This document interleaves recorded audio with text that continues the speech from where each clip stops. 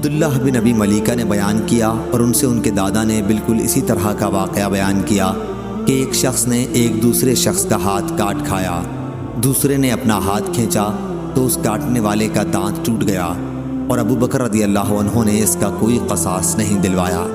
صحیح بخاری حدیث نمبر 2266۔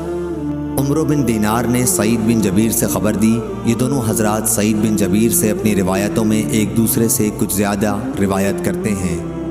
ابن جریج نے کہا میں نے یہ حدیث اوروں سے بھی سنی ہے، وہ بھی سعید بن جبیر سے نقل کرتے تھے کہ مجھ سے ابن عباس رضی اللہ عنہ نے کہا اور ان سے ابی بن کعب رضی اللہ عنہ نے کہا، انہوں نے کہا کہ مجھ سے رسول اللہ صلی اللہ علیہ وسلم نے ارشاد فرمایا کہ پھر وہ دونوں موسیٰ اور خضر علیہ السلام چلے تو انہیں ایک گاؤں میں ایک دیوار ملی جو گرنے ہی والی تھی۔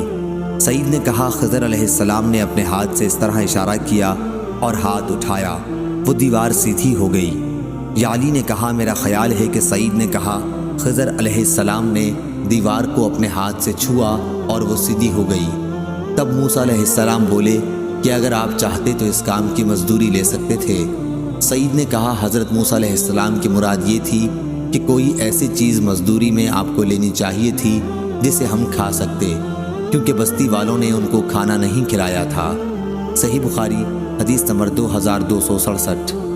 یحییٰ بن سلیم نے بیان کیا، ان سے اسماعیل بن امیہ نے، ان سے سعید بن ابی سعید نے اور ان سے ابو ہریرہ رضی اللہ عنہ نے کہ نبی کریم صلی اللہ علیہ وسلم نے بتلایا کہ اللہ تعالیٰ کا فرمان ہے کہ 3 قسم کے لوگ ایسے ہیں کہ جن کا قیامت میں خود مدعی بنوں گا۔